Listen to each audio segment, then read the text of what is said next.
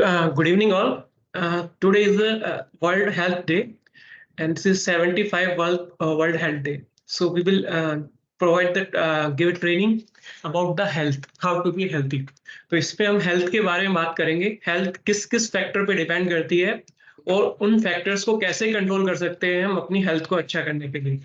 तो आप में से जिसके भी कोई क्वेश्चन है वो पूछ सकता है ड्यूरिंग द प्रेजेंटेशन, या किसी को कुछ अपने एक्सपीरियंस बताना है अच्छी हेल्थ के बारे में, वो बीच में बता सकता है.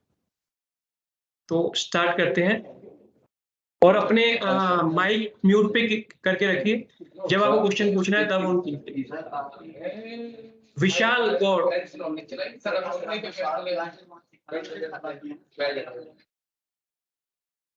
सो स्टार्ट करते हैं अभी हेल्थ के ट्रेनिंग के बारे में.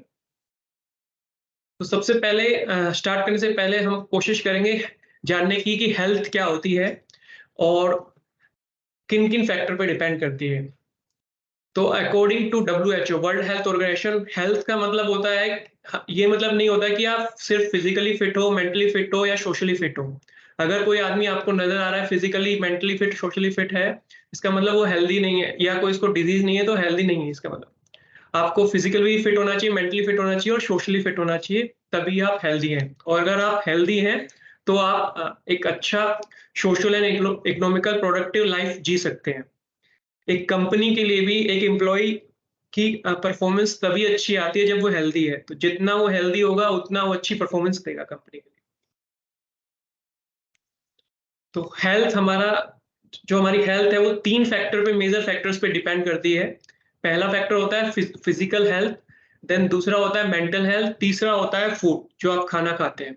तो अगर आपकी हेल्थ अच्छी है तो आप तीनों में से कोई ना कोई एक चीज तो अच्छी कर रहे होंगे, तभी आपकी हेल्थ अच्छी है. और अगर आप बीमार हैं तो उसमें भी इन तीनों में से कोई एक कारण होगा जिसकी वजह से आप बीमार हैं. और वो कैसे आप बीमार होते हैं वो हम बताएंगे. अगर आपको ये कारण पता लग जाए कि आप बीमार किस वजह से हैं, तो आप अपने आप को ठीक कर सकते हैं.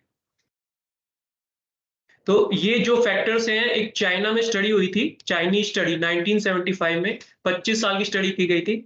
उसमें बताया गया था कि आपको हेल्दी रहने के लिए क्या क्या चीजें चाहिए. तो ये हम बता रहे हैं उसी स्टडी के बेस में, चाइनीज स्टडी. उसकी एक बुक ऑनलाइन अवेलेबल है, हमारे पास भी है, 475 पेजेस की. आप चाहे तो उसको रीड कर सकते हैं. उसमें 25 साल थ्रू आउट द वर्ल्ड में जितनी भी कंट्रीज हैं, जितने भी शहर हैं, उन सब में जाके ये सर्वे किया गया कौन लोग ज्यादा हेल्दी रहते हैं, कौन नहीं रहते हैं, और वो रहते हैं तो क्यों रहते हैं, what are the basic reason. तो उसमें जो 3 मेजर रीजन थे वो ये निकलता है: फिजिकल हेल्थ, मेंटल हेल्थ और फूड. तो फिजिकल हेल्थ अगर आपको करनी है तो फिजिकल हेल्थ ठीक करने का फायदा क्या होता है? जितनी आपकी फिजिकल हेल्थ एक्टिविटी ज्यादा होगी उतना ही आपको हार्ट की डिजीज कम होगी, कैंसर कम होगा, स्ट्रोक कम होगा, लंग डिजीज कम होगी, बोन की डिजीज कम होगी, डायबिटीज कम होगा. जितना आपकी फिजिकल एक्टिविटी ज्यादा होगी उतना आपका एनर्जी लेवल बढ़ेगा, आपके अंदर फ्लेक्सिबिलिटी बढ़ेगी, आपके अंदर टेंशन डिप्रेशन कम होगा, इतना ही आपका कंसंट्रेशन इंक्रीज होगा, थिंकिंग पावर आपकी इंक्रीज होगी, learning and judgement skill increase होगी, आपकी ग्रोथ फास्ट होगी अगर आपकी फिजिकल एक्टिविटी ज्यादा है तो. ऐसे ही आपका बॉडी वेट मेंटेन रहेगा, आपकी क्वालिटी ऑफ लाइफ मेंटेन रहेगी. WHO के अकॉर्डिंगली जो हमारा 80% पॉपुलेशन है वर्ल्ड की, 80% पॉपुलेशन की जितनी हमें मिनिमम फिजिकल एक्टिविटी करनी चाहिए बॉडी की, वो नहीं हो पाती है. तो नेक्स्ट स्लाइड में हम देखेंगे हमें कितना फिजिकली एक्टिव रहना चाहिए. सो एज पर WHO, एक एडल्ट जो 18 टू 64 इयर्स का है उसको कम से कम एक हफ्ते में 150 से लेकर 300 मिनट की moderate intensity aerobic physical activity करनी चाहिए. यानी कि कम से कम आपको 30 मिनट रोज आपको फिजिकली एक्टिविटी करनी चाहिए. अब आप फिजिकली एक्टिविटी में क्या कर सकते हैं? आप वॉकिंग कर सकते हैं, साइकिलिंग कर सकते हैं, योगा कर सकते हैं, जिम कर सकते हैं, जॉगिंग कर सकते हैं, स्विमिंग कर सकते हैं, स्पोर्ट्स खेल सकते हैं.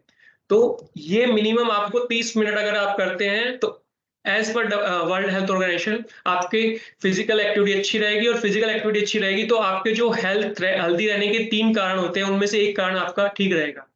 और इसके अलावा आप क्या कर सकते हैं? 10,000 स्टेप्स डेली के, अगर आप 10,000 स्टेप चलते हैं तो आपके हेल्दी रहने का चांस ज्यादा अच्छा रहता है. तो 10,000 अगर स्टेप्स को आप किलोमीटर में निकालेंगे है ना? हाँ जी, बताइए। कोई पूछना चाहता है कुछ?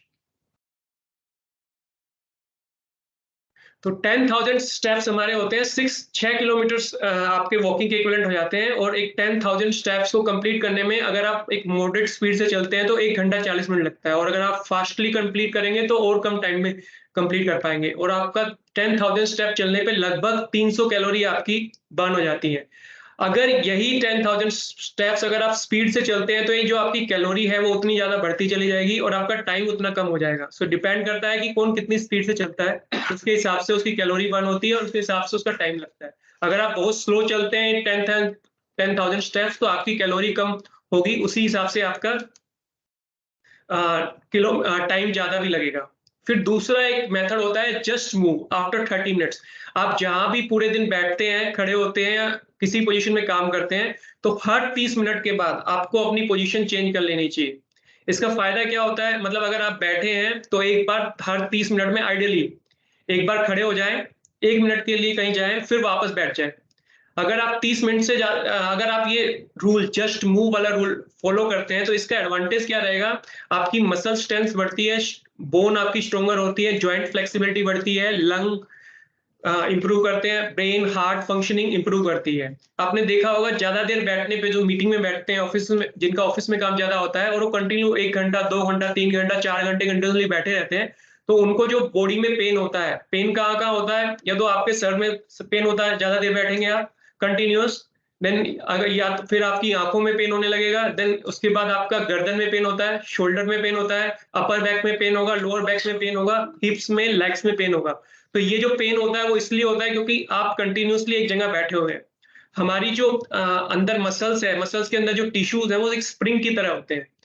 जैसे स्प्रिंग है, उसको अगर आप एक बार दबा के रखें और अगर आप उसको वापस ओपन नहीं करें तो वो स्प्रिंग वहीं पर अटक जाता है। इसी तरह हमारे मसल्स होते हैं, आप कंटिन्यूअसली एक जगह बैठे रहेंगे तो आपका जो टिश्यूज है, मसल्स हैं, वो एक जगह टाइट हो जाते हैं, और जितना वो टाइट होते जाएंगे उतना आपके बॉडी में पेन बढ़ता जाएगा। तो अगर आप कंटिन्यूअसली 30 मिनट बाद या 1 घंटे बाद मूव करते रहते हैं तो जो स्प्रिंग है, जो हमारे अंदर का टिश्यूज हैं, वो ओपन होते रहते हैं और वापस अपनी नॉर्मल जगह पे आते रहते हैं। जैसे ही वो नॉर्मल जगह पे आएंगे आपको किसी तरह का कोई पेन नहीं होगा। लेकिन अगर वो एक जगह पर, अब कई लोगों के तो जो रोज एक जगह कुर्सी में बैठते हैं 3-3 4-4 घंटे कंटिन्यूस, उनको कंटिन्यूस पेन होने लगता है बैक में, और उनको लगता है नेचुरल पेन है। नेचुरल पेन नहीं होता, उनके जो अंदर के टिश्यूज के जो स्प्रिंग वाला पार्ट है वो एकदम डाउन, एकदम अंदर कंप्रेस हो गया है, उसकी वजह से वो कंटिन्यूस पेन करता है। और उसको ठीक करने का तरीका यही है कि आप या तो रेगुलर एक्सरसाइज करें मॉर्निंग में या इवनिंग में, या दूसरा आप हर 30 मिनट के बाद अपनी पोजीशन चेंज करते रहे बॉडी की।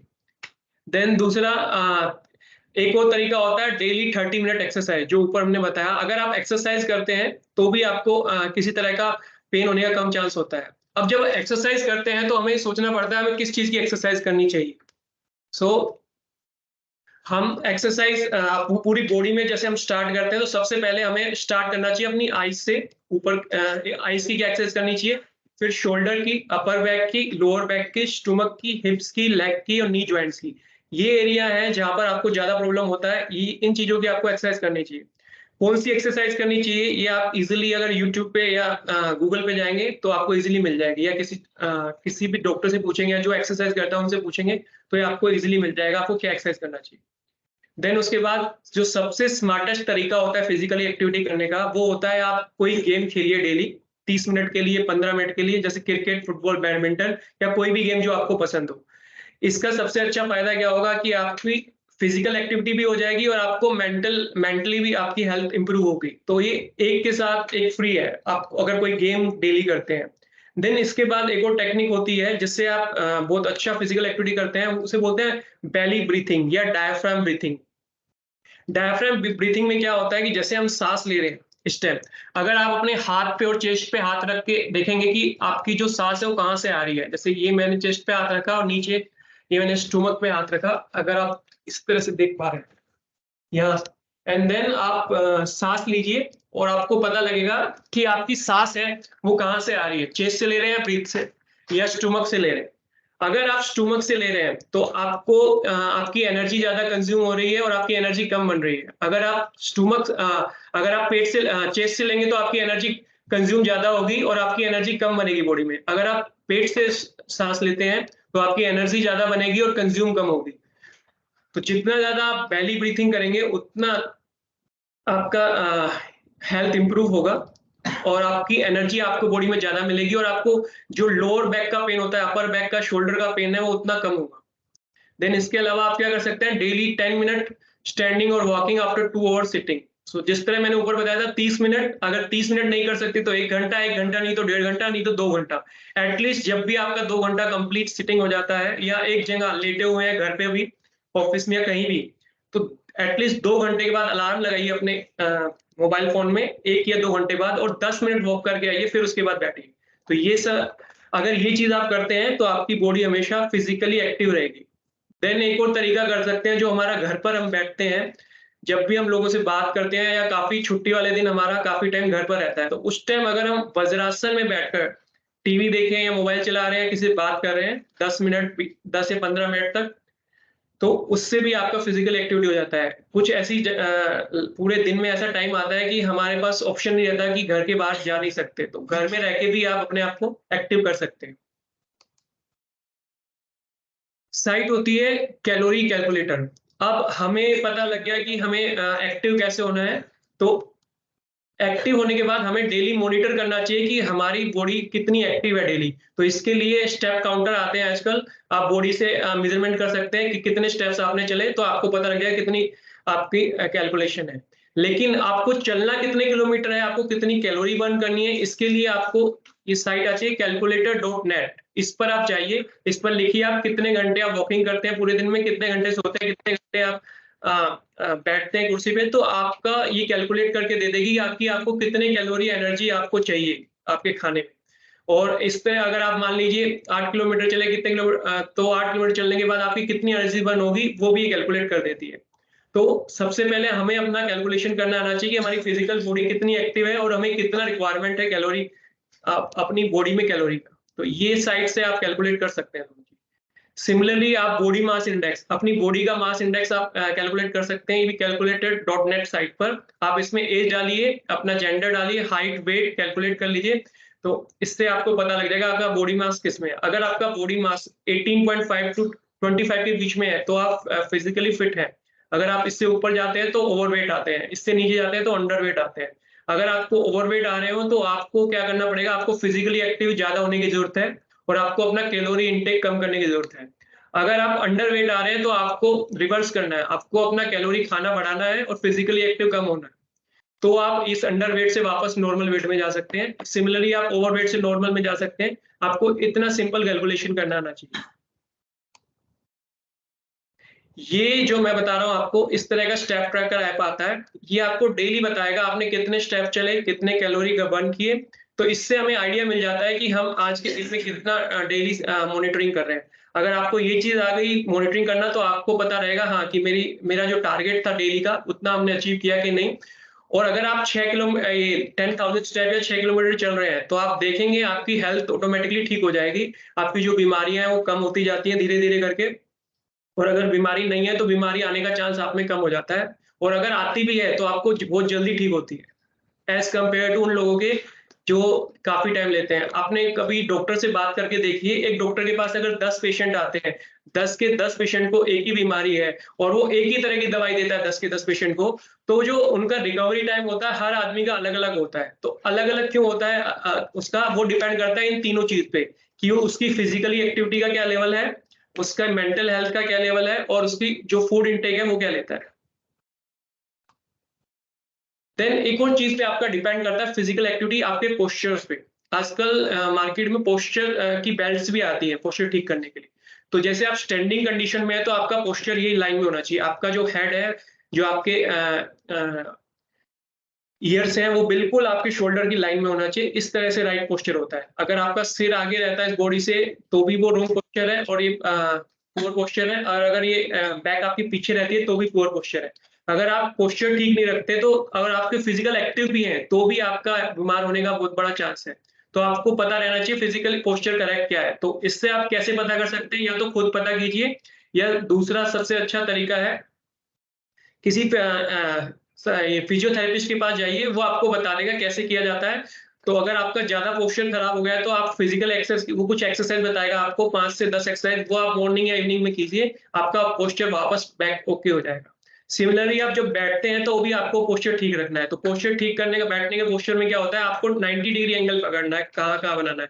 जैसे ये आपका सबसे पहले पैर और लेग्स के, फुट और लेग्स के बीच में 90 डिग्री होना चाहिए। फुट हमेशा नीचे होना चाहिए, कभी भी हवा में नहीं अटकना चाहिए। देन उसके बाद आपका नीज, यहाँ ये 90 डिग्री होना चाहिए आपका, ये एंगल पे। देन उसके बाद आपका लोअर बैक और पैर के बीच में 90 डिग्री बनना चाहिए। देन इसके बाद आपका जो ये गर्दन है, ये आपके बिल्कुल शोल्डर की लाइन में होना चाहिए, आगे नहीं होनी चाहिए, पीछे नहीं होनी चाहिए। और ये शोल्डर्स भी आगे की तरफ झुके नहीं होने चाहिए। ज्यादातर लोग जब काम करते हैं तो उनके जो शोल्डर्स हैं या आपका नेक है वो आगे की तरफ झुक जाता है, और वो इतना ज्यादा काम करने की आदत पड़ जाती है कि धीरे धीरे करके आपकी नेक में पेन होता है या शोल्डर में पेन होने लगता है। तो ये चीज आपको ध्यान रखनी है। दूसरा, ये जो आपका मॉनिटर का लेवल है, ये हमेशा आपके आइज लेवल के सामने होना चाहिए। अगर ये आपके आई लेवल के नीचे होगा तो आपकी गर्दन हमेशा बैंड करके देखेंगे। जो जितने भी लोग लैपटॉप यूज करते हैं आज, या तो उनको गर्दन दर्द होता है, बैक पेन होना शुरू हो गया होगा, नहीं तो फ्यूचर में होना शुरू हो जाएगा। सबसे जो लैपटॉप यूज करने का मतलब है कि आप झुककर देखेंगे, और झुककर देखेंगे इसका मतलब चांस है फ्यूचर में आपका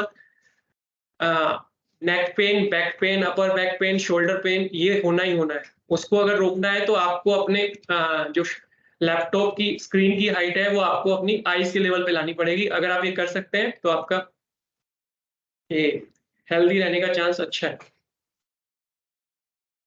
तो ये हमने फिजिकल एक्टिविटी वाला पोर्शन खत्म किया है। कोई क्वेश्चन पूछना चाहता है इसमें?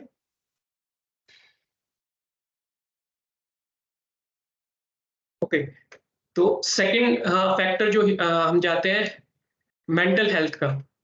सो मेंटल हेल्थ क्या होती है? मेंटल हेल्थ जो होती है, हमारी जितने भी हमारे अंदर emotions, psychological and social wellbeing, तो जितने भी हमारे अंदर विचार आते हैं ये हमारी मेंटल हेल्थ डिफाइन करते हैं। फीलिंग्स आती है, इमोशंस आते हैं, एंगर आता है, डिजायर, फियर्स, ये सब मिलके हमारी मेंटल हेल्थ बनाते हैं। तो अगर आपकी थॉट सही डायरेक्शन में जा रहे हैं, आपकी फीलिंग सही आ रही है, आपका इमोशन ठीक है, आपके एंगर्स ठीक है, डिजायर और फियर से आप दूर हैं जितना, तो उतना आप मेंटली फिट होंगे, और जितना इनके नजदीक है उतना आप मेंटली इल होंगे। अब मेंटल हेल्थ क्यों जरूरी है हमारी ओवरऑल हेल्थ में? मेंटल हेल्थ से भी आपका बॉडी पे बीमारियां हो जाती हैं। जैसे अगर आप स्ट्रेस लेते हैं तो आपका स्टमक, पेट की बीमारी होने का चांस आपको ज्यादा है। तो आप अपने आसपास देख सकते हैं जितने भी लोग स्ट्रेस लेंगे तो उनके अंदर पेट की बीमारियां होने लगती हैं, और उनको खुद समझ में नहीं आता क्यों हो रही है। तो बेसिक रीजन ये होता है कि दे आर नॉट पीसफुल। जिन लोगों को गुस्सा ज्यादा आता है उनको लीवर की प्रॉब्लम ज्यादा होती है। जो लोग ज्यादा उदास रहते हैं उनको आपके फेफड़े की प्रॉब्लम ज्यादा होती है। इसलिए देखिए, जो उदास लोग हैं उनका हमेशा आपका उदास लोगों का एनर्जी लेवल डाउन क्यों होता है? क्योंकि उनका लंग्स में एयर प्रॉपर नहीं आ रहा है, उसकी वजह से होता है। तो हमारी हर मेंटल कंडीशन का इम्पैक्ट होता है हमारी बॉडी पे। सो हमारी बॉडी और मेंटल कंडीशन आपस में जुड़ी रहती है। अगर हमारी मेंटल कंडीशन अच्छी रहेगी तो वो हेल्प करेगी हमारी फिजिकल बॉडी को, और अगर फिजिकल बॉडी ठीक रहेगी तो हमारी वो मेंटल कंडीशन को हेल्प करती है। सो अब क्वेश्चन आता है, हम अपनी मेंटल हेल्थ कैसे इंप्रूव कर सकते हैं? तो सबसे अच्छा जो मेंटल हेल्थ इंप्रूव करने का तरीका होता है, आपके अंदर क्या विचार चल रहे हैं आप उनको समझिए। जितना आप अपने अंदर के विचार को समझते जाएंगे उतना ही जल्दी आप अपने आप को मेंटली फिट कर सकते हैं। अगर आप अपने अंदर के विचार को नहीं समझ सकते तो आप ये भी नहीं समझ सकते कि जो आपके आसपास जो लोग आते हैं, जितने भी आपके पड़ोस में, वो कैसे हैं, अगर उनके दिमाग में क्या चल रहा है, तो आप वो भी रीड नहीं कर पाएंगे। अगर आप यही नहीं समझ पाएंगे कि आपके जितने भी लोग आपके टच में हैं, चाहे आपके रिलेशनशिप में हैं, चाहे आपके कोलीग्स हैं या फ्रेंड्स हैं, उनके दिमाग में क्या चल रहा है, तो आप कभी उनसे ढंग से रिलेशन नहीं बना पाएंगे। और अगर अच्छे रिलेशन नहीं बनेंगे तो आपको कभी मेंटली हेल्थ पॉसिबल ही नहीं है। ये हार्वर्ड में एक स्टडी हुई थी 1935 में, 85 इयर्स की स्टडी हुई। उन्होंने कुछ 100 लोगों का डाटा लिया, उनका सबको स्टडी किया 85 साल तक की उनकी थ्रू आउट द लाइफ, कि कौन इसमें से हेल्थ सबसे ज्यादा खुश रहता है। तो जो स्टडी से निकल के आया, जितने लोग जिनके रिलेशनशिप अच्छे थे वो सबसे ज्यादा खुश थे। उसमें से ऐसे बहुत सारे लोग थे जिनके पास पैसा बहुत था, जो सीईओ बने कंपनी के, जो बहुत रिचेस्ट आदमी बने, पर वो लोग खुश नहीं हो पाए। खुश रहना है तो आपको अपने रिलेशनशिप अच्छे होने चाहिए। देन दूसरी टेक्निक है आपकी मेंटल हेल्थ अच्छी करने की, वो है आपका मेडिटेशन कीजिए। सो मेडिटेशन काफी तरह की होती है। जो हमारे इंडियन फिलॉसफी में दिया गया है, करीब करीब 112 तरह की मेडिटेशन दी गई है। तो उनमें से जैसे मैं आपको यहाँ सिर्फ 2 के बारे में बताता हूँ। एक होता है ब्रीथिंग मेडिटेशन। ब्रीथिंग मेडिटेशन में हम क्या करते हैं, हम एकदम आराम से बैठते हैं खाली जगह पर सुबह या शाम को, फिर आंखें बंद करके अपने ब्रीथ पे फोकस करते हैं, और जब ब्रीथ अंदर आ रही है बाहर जा रही है उस पर हम अपनी फोकस करते हैं पूरा। और जैसे जैसे हम ये करते जाते हैं वैसे वैसे हमारा जो विचार है वो ऑटोमेटिकली कम होते जाते हैं, और जैसे जैसे विचार कम होते जाते हैं हम अपने विचारों को पढ़ना सीख लेते हैं। और अगर हमें ये समझ में आ गया कि हमारे दिमाग में किस तरह के विचार आ रहे हैं तो हम उनको सोल्व करना भी सीख जाते हैं, उनसे फ्री होना भी सीख जाते हैं। तो ये ब्रीथिंग मेडिटेशन में सिखाया जाता है। देन दूसरी होती है इनर साउंड मेडिटेशन। इसको कैसे करते हैं, आप बैठ जाइए सुबह 10 मिनट के लिए, कान में ईयर प्लग डालिए और एकदम आंखें बंद करके अपने पूरा दिमाग ब्रेन में क्या चल रहा है इस पर देखिए, और साउंड देखिए किस तरह की साउंड आती है।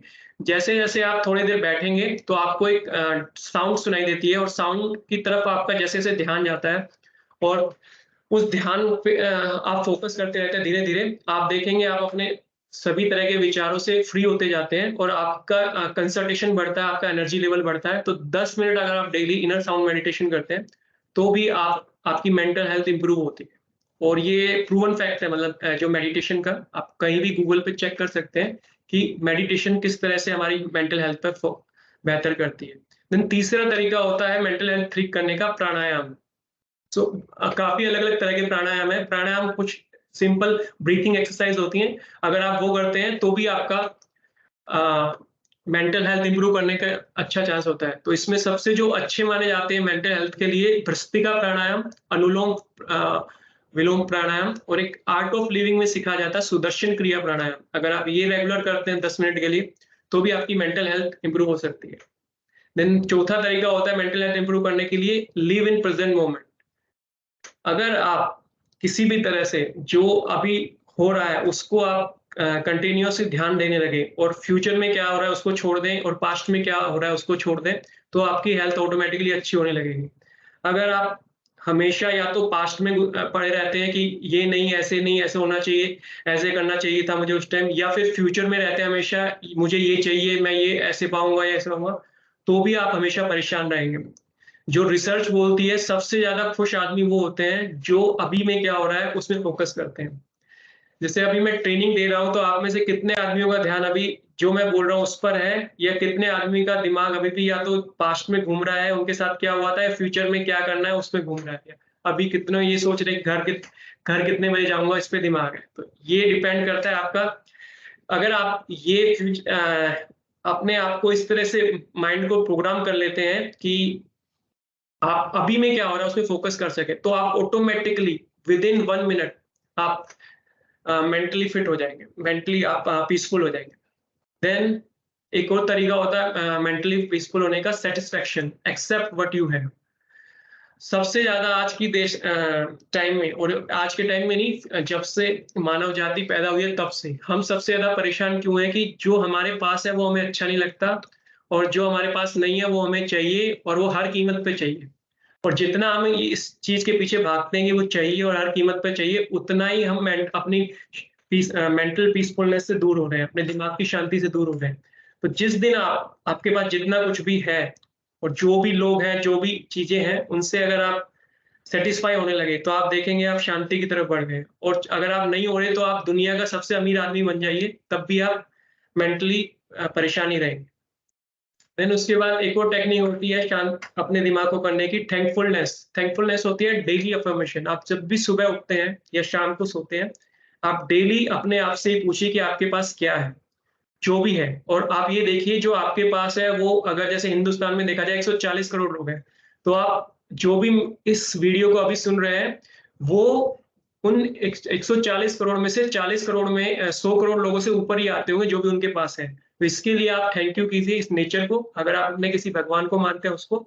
जैसे जैसे आप थैंक यू करना सीखेंगे जो भी आपके पास है, आप देखेंगे आपका मूड हमेशा अच्छा रहने लगा। जितने लोग दुनिया में परेशान रहते हैं, दिमाग जिनका ठीक नहीं रहता है, दुखी रहते हैं, उनका सबसे बड़ा रीजन ये होता है कि मेरे पास ये कम है और दूसरे के पास ज्यादा है। भगवान ने मेरे साथ अच्छा नहीं किया, नेचर ने मेरे साथ अच्छा नहीं किया, मेरे माँ बाप ने मेरे साथ अच्छा नहीं किया, मेरे दोस्तों ने मेरे साथ अच्छा नहीं किया। तो जितना आप ये बोलेंगे कि मेरे साथ सबने अच्छा किया है, आप देखेंगे आपका मूड, आपका दिमाग, आपका माइंड हमेशा अपने आप शांत होने लगता है। देन एक नेक्स्ट टेक्निक होती है माइंड पीसफुल करने की, ये है सिंपल डिसीजन मेकिंग। सबसे ज्यादा तो आदमी को परेशान करती है चीजें जब वो डिसीजन लेता है, जब वो डाउटफुल थॉट्स में होता है। जितना ज्यादा आप अपना डिसीजन मेकिंग प्रोसेस अपने दिमाग में कम कर देंगे, आप उतना ज्यादा शांत हो जाएंगे। एग्जांपल देता हूँ, जैसे अमेरिका का राष्ट्रपति है, उनके पास 10 कोट रहते हैं कम से कम डेली पहनने में। ऑप्शन रहता है कि कौन सा आप चूज करो, लेकिन वो कभी नहीं चूज करता। उसके नीचे के लोग हैं, पूरा उसका शेड्यूल बना के रखते हैं, 1 तारीख को ये कोट पहनना है इस कलर का, 2 तारीख को इसका, 3 तारीख को इसका। क्यों? ताकि उसको डिसीजन ना लेना पड़े। जितना कम आप डिसीजन मेकिंग प्रोसेस में इन्वॉल्व होते हैं और परमानेंट एक सेटअप डिसीजन बना देते हैं अपनी लाइफ में कि मुझे इस तरफ ही हर बार यही करना है, तो आप देखेंगे आपका आप मेंटली पीसफुल होते चले जाएंगे। और हर बार अगर आप डिसीजन लेंगे तो हर बार आप आपकी जिंदगी में देखेंगे आप कि आपकी मेंटल पीस दूर जा रही है। देन नेक्स्ट तरीका होता है, जो भी आप काम करते हैं उसको अगर आप मन लगा के कर रहे हैं और उस काम के मास्टर हो गए हैं, तो भी आपका दिमाग बहुत पीसफुल रहेगा। एक आदमी जिसको अपना काम आता है, वो ज्यादा पीसफुल होता है उस आदमी के कंपेयर में जिसको अपना काम नहीं आता। वो हमेशा परेशान रहता है कि मुझे काम नहीं आता, और वो डरा डरा रहता है कि अगर कोई काम आ गया तो मेरे से नहीं होगा। लेकिन जिस आदमी को अपना काम पूरा अच्छी तरह से आता है, वो हमेशा अपने दिमाग में पीसफुल रहेगा, क्योंकि उसको पता है मुझे किसी भी तरह का काम आए तो मैं इजिली कर लूँ। तो अगर आप अच्छा काम करते हैं तो ऑटोमेटिकली आप पीसफुल रहेंगे, और अगर आप अच्छा काम करते हैं तो ऑटोमेटिकली आप फाइनेंशियली भी स्टेबल रहेंगे। देन इसके बाद एक टेक्निक और होती है माइंड पीसफुल करने की, उसको बोलते हैं माइंड क्लीनिंग सेशन। 10 मिनट आप डेली सुबह या शाम को जब भी आप अकेले में होते हैं बैठिए, 10 मिनट तक अपने साथ पेपर पेन लीजिए या लैपटॉप या फोन लीजिए, उसमें लिखिए अपना आंखें बंद कीजिए और पिछले 24 घंटे में आपको ऐसे कौन कौन से विचार आए जिसकी वजह से आपको टेंशन हुई, स्ट्रेस हुई, आप उनको लिखिए। धीरे धीरे करके आप लिखना सीखिए। जैसे जैसे आप लिखते चले जाएंगे आपको क्या परेशान हो रहा है, तो आप देखेंगे विद इन 1 हफ्ते से लेके 1 महीने के अंदर आपके पास एक लिस्ट आ जाएगी कि मैं इन विचारों से परेशान हूँ और इनका मुझे सॉल्यूशन निकालना है। अदरवाइज जब तक आप लिखते नहीं है तो आपको समझ में ही नहीं आता है कि मुझे परेशान क्या कर रहा है। जैसे जैसे आप लिखना शुरू करेंगे, वैसे वैसे आप अपने दिमाग को रीड करना शुरू करेंगे, और जितना अच्छा अपने दिमाग को रीड करेंगे उतना ही आप उसको सोल्व कर सकते हैं और आप पीसफुल रह सकते हैं। देन उसका और जो नेक्स्ट जो सबसे बड़ा स्टेप है पीसफुल रहने का, वो है अपने विचारों को समझना। तो सबसे पहले यही पता होना चाहिए विचार होते क्या है। तो विचार वो होते हैं जो भी कुछ हम अपने दिमाग में बोल रहे हैं। आप अपना मुंह बंद कीजिए, 1 मिनट तक चुप रहिए, लेकिन आप दिमाग में कंटिन्यूअसली कुछ ना कुछ बोलते रहते हैं। जो ये बोलना होता है, हर एक वर्ड जो आपने बोला, इसी को ही थॉट्स कहते हैं। जब ये आपको ज़रूरत हो तब बोलें, तो आप पीसफुल रहेंगे, लेकिन आपको ज़रूरत नहीं है तब भी आप अपने दिमाग में एकदम लगातार बोलते जा रहे हैं, ये चाहिए, वो चाहिए, ये होगा, वो होगा। जितना ज़्यादा आप इस तरह से बोलेंगे अपने दिमाग में, उतने ज़्यादा विचार आएँगे और उतनी ज़्यादा आपकी शांति कम। तो जितना आप अगर शांत होना चाहते हैं, तो अपने दिमाग में कम से कम बोलना सीखिए। और वो कब हो सकता है? हमें बोलने की ज़रूरत कब पड़ती है? 2 ही चीज़ों में। पहली चीज़, जब मुझे कोई प्रॉब्लम का सॉल्यूशन करना है, तब मुझे अपने थॉट्स चाहिए। दूसरी चीज़, हमें बोलने की ज़रूरत कब पड़ती है? जब हम कम्युनिकेशन कर रहे हैं। जैसे अभी मैं आपसे ट्रेनिंग में दे रहा हूँ, तो अब मुझे बोलने की ज़रूरत पड़ती है, या मुझे किसी से भी बात करनी है, तो मुझे बोलने की ज़रूरत पड़ती है, या मुझे एक प्रॉब्लम दिया गया, मेरा कोई एक ऑफिस का काम दिया गया, तब मुझे बोलने की ज़रूरत है। अगर मेरे पास कोई काम नहीं है, तो प्रैक्टिकली मुझे बोलने की ज़रूरत नहीं है, लेकिन हमारा माइंड तब भी बोलता रहता है। और जो ये अननेसेसरी बोलना होता है, इसकी वजह से ही सारा माइंड जो पीसफुलनेस है, शांति है दिमाग की, वो हमेशा हमसे दूर रहती है। तो उसको कैसे सॉर्ट आउट कर सकते हैं, नेक्स्ट स्लाइड में देखते हैं।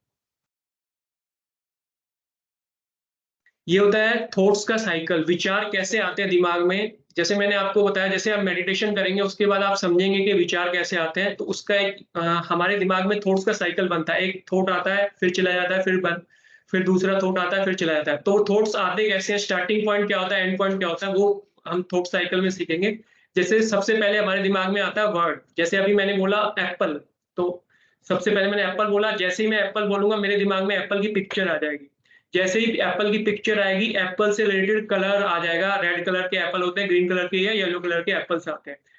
पिक्चर आने के बाद मेरे दिमाग में क्या आएगा कि मुझे एप्पल से रिलेटेड जितनी मेरी मेमोरी है वो सब एक्टिवेट हो जाएगी। जैसे ही वो एक्टिवेट हो जाएगी, मेरे अंदर फीलिंग्स आएंगी एप्पल के प्रति। मुझे अच्छा लगता है, खराब लगता है। अब जैसे ही मैं बोलूंगा कि अपने दिमाग में कि मुझे अच्छा लगता है, तो मेरे अंदर इमोशंस कनेक्ट हो जाएंगे एप्पल से कि हाँ, ये चीज मुझे अच्छी लगती है।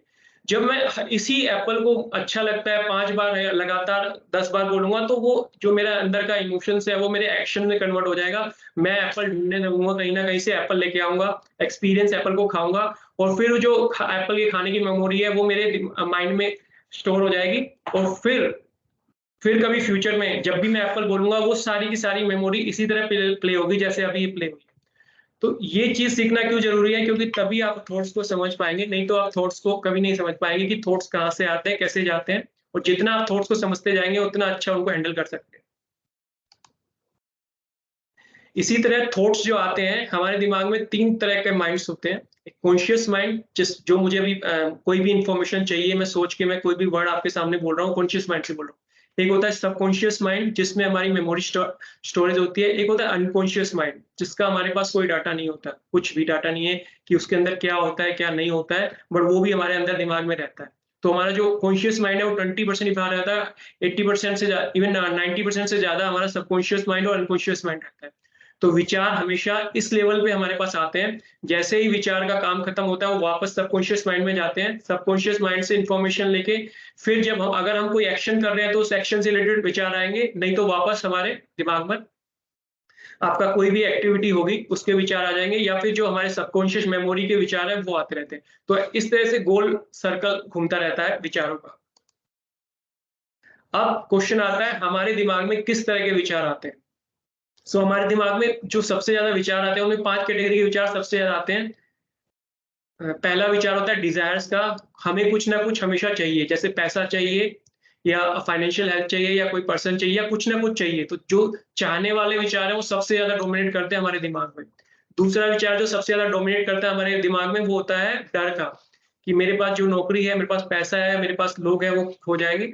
वो एक विचार हमारे दिमाग पर डोमिनेट करता है। तीसरा विचार जो हमारे दिमाग में लगातार आता है गुस्से का। कोई भी चीज़ हमें अच्छी नहीं लगती है, किसी लोगों की या कोई कंडीशन हमें आस-पास की अच्छी लगती है, तो हमारे अंदर गुस्से का विचार आता है कि मुझे ये चेंज करना है, मुझे उसको सिखाना है इस तरह, तो ये एक विचार हमारे अंदर बार-बार आता है। चौथा विचार जो आता है हमारे अंदर जॉय का, नफ़रत का। जैसे कोई चीज़ अगर हमें अच्छी नहीं लगती, लेकिन हम उससे गुस्सा भी नहीं हो सकते उस लोग से, तो हमें अंदर ही अंदर हम आपस में सड़ते रहते हैं कि वो कितना बुरा है, इसके अंदर क्या है, इसने मुझे परेशान किया। इस तरह के विचार हमारे अंदर ज़्यादातर आते हैं। 5वां विचार होता है लव या लस्ट का विचार। ये भी हमारे दिमाग में सबसे ज़्यादा डोमिनेट करता है। तो सबसे ज़्यादा ये 5 तरह के विचार हमारे अंदर आते हैं, जब भी हम खाली बैठेंगे और अपने काम के रिलेटेड या अननेसेसरी थॉट्स जो होते हैं, वो इन 5 कैटेगरी में ज़्यादा आते हैं। जो हमारे दिमाग है, वो गीगो प्रिंसिपल पे काम करता है, गार्बेज इन गार्बेज आउट। अभी आपको जिस तरह का महसूस हो रहा है या आपको अच्छा लग रहा है या आपको बुरा लग रहा है, तो आपने कुछ ना कुछ अपने दिमाग के अंदर डाला है, या तो नोइंगली या नोइंगली, उसकी वजह से ही आपको अच्छा लग रहा है, बुरा लग रहा है। तो अगर आप अपने आप को पीसफुल करना चाहते हैं, तो अच्छी चीज़ें अपने दिमाग में डालिए, जैसे अच्छी बुक्स पढ़ सकते हैं, पॉडकास्ट सुन सकते हैं, यूट्यूब पे कुछ अच्छे वीडियोज़ सुन सकते हैं या अच्छे दोस्तों से बात कर सकते हैं, अपने रिश्तेदारों से। जितना आप अच्छी चीज़ें अंदर डालेंगे, उतना ही आपका अच्छे विचार बाहर आएँगे और आपको दिमाग में अच्छा लगेगा। लेकिन अगर आप इसका रिवर्स करेंगे, तो उतना ही आपको नुकसान होगा। अब एक विचार हमने पता लगा लिया किस तरह के विचार आते हैं, कितनी देर हमारे अंदर विचार रुकते हैं। जैसे एक किसी विचार आ गया, कई बार होता है कि एक ही विचार हमारे अंदर दिमाग में लगातार घूमता रहता है गोल-गोल और उसकी वजह से हम शांत नहीं रह पाते और जितना हम अशांत रहते हैं, उतनी हमारी हेल्थ खराब होती है। तो जितना हमें अटैचमेंट होता है अपने उस विचार से, मतलब किसी चीज़ से अटैचमेंट है, किसी लोग से, किसी आदमी से ज़्यादा नफ़रत है, किसी सिस्टम से ही नफ़रत है, तो क्या किसी से ज़्यादा प्यार है, उतनी ही देर हमारा दिमाग में वो विचार ठहरेगा। और अगर हमारे दिमाग में विचार कौन-सा आएगा, जो हमने लास्ट टाइम याद किया था। तो जो जैसे-जैसे हम एक विचार को याद करते हैं, उतनी स्पीड से वो विचार दोबारा आता है। अब विचार जाता कब है? जब भी उस विचार से रिलेटेड वो जो काम होता है, वो खत्म हो जाता है या हमें उस प्रॉब्लम का सॉल्यूशन मिल जाता है, जो हम सोच रहे थे, तब वो विचार चला जाता है। हमारे दिमाग में कॉन्फ्लिक्ट, डाउट या डिलेमा कोई भी संदेह होता है, जब वो खत्म हो जाता है, तब भी वो विचार चला जाता है। कुछ केसेज़ में हम थक जाते हैं सोचते-सोचते एक चीज़ को, 1 दिन सोचा, 2 दिन सोचा, 1 महीना सोचा, 2 महीने सोचा और फिर हम वो विचार चला जाता है। अगर हम अपना दिमाग कहीं और दूसरे विचार पर केंद्रित कर लें, किसी और दूसरी एक्टिविटी में, तब भी वो विचार चला जाता है। कुछ केसेज़ में हम होपलेस हो जाते हैं कि इस प्रॉब्लम का सॉल्यूशन निकलेगा ही नहीं, तब भी वो विचार चला जाता है दिमाग से। आपने 5S ऑफ हाउसकीपिंग सुना होगा, इसी तरह दिमाग को साफ करने का भी 5S होता है, 5S ऑफ माइंड क्लीनिंग। तो इसमें इस तरीके में क्या करते हैं हम दिमाग को क्लीन करने के लिए? सबसे पहले मैंने जो आपको बताया था माइंड क्लीनिंग सेशन में, आप बैठिए और अपने दिमाग में थॉट्स लिखिए और उसको फिर क्लासिफिकेशन कीजिए। क्लासिफिकेशन कैसे कर सकते हैं? जैसे एक क्लासिफिकेशन कर सकते हैं, आप ऑफिस में आ रहे हैं, हमारे थॉट्स हैं, ऑफिस से रिलेटेड थॉट्स हो गए, आपके घर से रिलेटेड थॉट्स हो गए, फाइनेंशियल कंडीशन से रिलेटेड थॉट्स हो गए, आपकी हेल्थ से रिलेटेड थॉट्स हो गए। तो इस तरह से अपनी-अपनी क्लासिफिकेशन बना के उनको आप क्लासिफाई करके उनको फिर डेली लिखना शुरू कीजिए। लिखने के बाद जब जैसे आप लिखते रहेंगे तो आपको पता लग जाएगा कि हाँ, ये थॉट्स है जिससे मैं परेशान हूँ। फिर उस थॉट्स को क्लीन कीजिए, मतलब अपने दिमाग से बाहर निकालिए। तो जब आप उस थॉट्स को दिमाग से बाहर निकाल देंगे तो आपके पास एक फ़ॉर्मूला आ जाएगा, एक तरीका आ जाएगा उस दिमाग से बाहर निकालने का। उस तरीके को ही आप लगातार अपनी ज़िंदगी में जब भी उस तरह का थॉट्स आए, वही तरीका यूज़ कीजिए और उसको क्लीन कीजिए। तो अब आपके दिमाग में आ रहा होगा ऐसा कौन-सा तरीका होता है जिससे हम अपने दिमाग से विचार को आउट कर सकते हैं। तो वो हम नेक्स्ट बताएँगे स्लाइड में। तो जो मैंने अभी आपको बोला, इस तरह की आप एक शीट बना सकते हैं। यहाँ डेट लिखिए, यहाँ आपके विचारों को क्लासिफ़ाई कीजिए। जैसे मैंने किया है विचार को, आपकी हेल्थ से रिलेटेड थॉट्स, आपके पैसे से रिलेटेड थॉट्स हो गए, रिलेशनशिप से रिलेटेड थॉट्स हो गए, पैशन से जो आप करना चाहते हैं उससे रिलेटेड, या कोई और कैटेगरी बना के, जैसे 1 तारीख है, 1 तारीख में आप बैठिए, 2 तारीख को अपने दिमाग में लिखिए क्या थॉट आया, सिर्फ़ थॉट्स का एक वर्ड से ही कनेक्ट करके लिखिए। और जैसे-जैसे आप लिखते जाएँगे तो आपको समझ में आएगा ये चीज़ मुझे जो चीज़ रिपिटिशन में ज़्यादा आ रही है, वही चीज़ आपको ज़्यादा परेशान कर रही है। तो आपके पास एक लिस्ट आउट हो जाएगी कि ये 4-5 थॉट्स हैं मुझे परेशान करते हैं, इसके अलावा मुझे ज़िंदगी में कोई प्रॉब्लम नहीं। जितने भी आदमी है दुनिया में 5 से लेके 10 थॉट से ज़्यादा किसी से इससे ज़्यादा नहीं होते, जो उनको रेगुलर परेशान करते हैं। और अगर आप एक थॉट से आपको अपना पीछा छुड़ाना सीख जाते हैं, अपने आप को फ्री करना सीख जाते हैं, तो आप आपके पास ज़िंदगी में जितने भी थॉट्स आते हैं, उन सबसे आप फ्री हो सकते हैं। तो अब जो मैं बता रहा था आपको माइंड क्लीन करने का तरीका क्या होता है? सबसे पहला तरीका है आपका एलिमिनेट द नॉइज़ थॉट्स। तो जो थॉट्स आपको परेशान कर रहा है, उसको हटा दीजिए। जनरली जो मैं बोलता हूँ, ये जो थॉट्स होते हैं, जिनकी हमें ज़रूरत नहीं है, उनको बोलते हैं गार्बेज थॉट्स, कचरा थॉट्स। हमारी ज़िंदगी में इनकी कोई ज़रूरत नहीं है, बट एक लगातार हमारे दिमाग में आते रहते हैं और हमें परेशान करते रहते हैं और हमारी मेंटल हेल्थ खराब करते रहते हैं। तो सबसे पहले तरीका है हटा दीजिए। लेकिन ये सबसे मुश्किल तरीका होता है, किसी भी थॉट को उठा के फेंक देना बिल्कुल मुश्किल काम है। तो लेकिन सबसे बेहतरीन तरीका है कि आप कर दीजिए। दूसरा तरीका होता है सब्स्टिट्यूट कर दीजिए। मतलब आप किसी जो थॉट्स आपको परेशान कर रहा है उसकी जगह जो थॉट्स अब आपको अच्छा लग रहा है उससे आप सब्स्टिट्यूट कर दीजिए। तीसरा तरीका है कि आप अपना दिमाग का फ़ोकस चेंज कर लीजिए। चौथा तरीका, अपने थॉट्स को समझिए कि आखिर जो थॉट्स मुझे परेशान कर रहा है वो क्यों कर रहा है? थोड़ा उस पे आर-एन-डी कीजिए, जितना-जितना आप उस पे आर-एन-डी करते जाते हैं उतना आप उसे क्लियर करते रहते हैं। पाँचवाँ तरीका होता है, आपको हमेशा ये चीज़ पता रहनी चाहिए कि आप अपने थॉट से ज़्यादा शक्तिशाली हैं।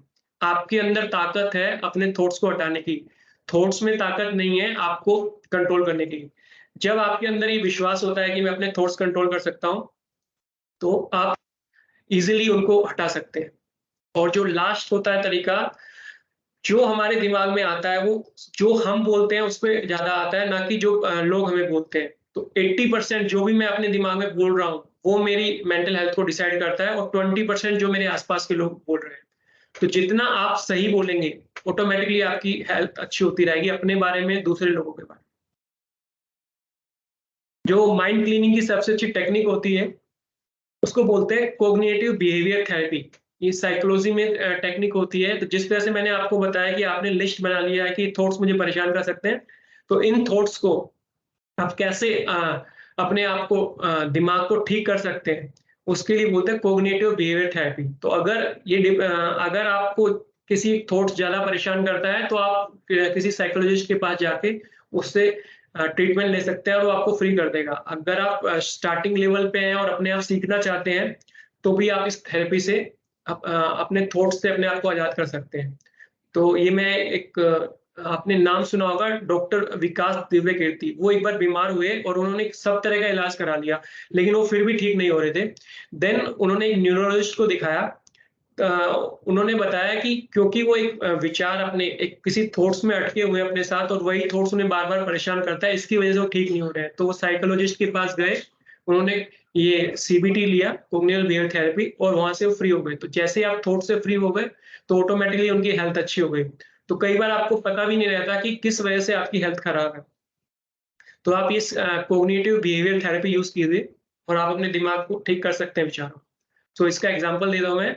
देखिए, मान ली इस तरह की एक शीट बनाई जाती है जो आपका साइकोलॉजिस्ट है वहां पे जाके बनाएगा। तो सबसे पहले वो लिखेगा तारीख क्या है, रिपीटिव थिंकिंग एंटेंगल्ड, आपका जो भी विचार आपको परेशान कर रहा है। यहाँ पे मैं एक एग्जांपल दे रहा हूँ। मान लीजिए आप क्रिकेट खेलते हैं और बार बार आउट हो जाते हैं, या जैसे अभी आईपीएल चल रहा है, आपने देखा होगा कुछ बैट्समैन बहुत अच्छी फॉर्म में चल रहे हैं, कुछ बिल्कुल खराब चल रहे हैं। अभी जैसे आरसीबी का भी मैच चल रहा था, उसमें एक बैट्समैन था अलग, राजस्थान रॉयल्स में है, तो उसमें बहुत अच्छे बैट्समैन में, लेकिन कंटिन्यूस चल नहीं रहे, लगातार आउट होते रहते हैं। तो जैसे मान लीजिए एक बैट्समैन लगातार आउट हो रहा है, तो उसके दिमाग में हर बार जब वो बैटिंग करने आएगा तो यही दिमाग में चलता रहता है, उसे डर लगता रहता है मैं फिर आउट हो जाऊंगा।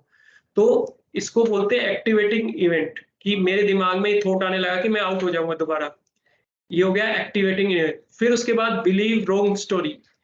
जब आप 2-3 बार आउट हो जाएंगे, 5 बार आउट हो जाएंगे, या कोई और भी आपके साथ कुछ गलत हो जाएगा, तो हम अपने दिमाग में एक रॉन्ग बिलीफ स्टोरी बना देते हैं कि मेरे से नहीं होगा, मैं तो हुई खराब और मेरा हर बार यही होगा।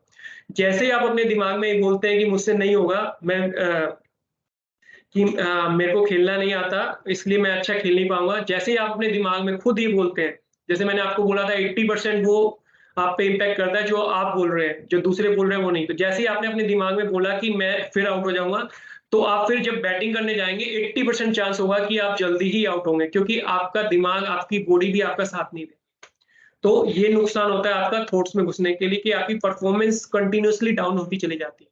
अब इसको थॉट्स ठीक कैसे करना है? आपको 10 मिनट डेली बैठना है, जो मैंने आपको बताया था माइंड क्लीनिंग सेशन, बैठिए उसमें। अब सबसे पहले जब आप बैठते हैं, हमेशा जब भी दिमाग से रिलेटेड प्रॉब्लम है उसमें कैटेगराइज करना सीखिए, ये फिजिकल प्रॉब्लम है या मेंटल प्रॉब्लम है। फिजिकल प्रॉब्लम मतलब आउट हो रहा हूं मैं, इसका मतलब ये फिजिकल प्रॉब्लम है, या मेरी परफॉर्मेंस अच्छी नहीं जा रही तो ये फिजिकल प्रॉब्लम है। मेंटल प्रॉब्लम मतलब क्या है, कि अगर उस किसी के पास मेरे से ज्यादा है, ये फिजिकल प्रॉब्लम नहीं है, मेंटल प्रॉब्लम है। तो पहले कैटेगराइज कीजिए मेरी प्रॉब्लम फिजिकल है या मेंटल है।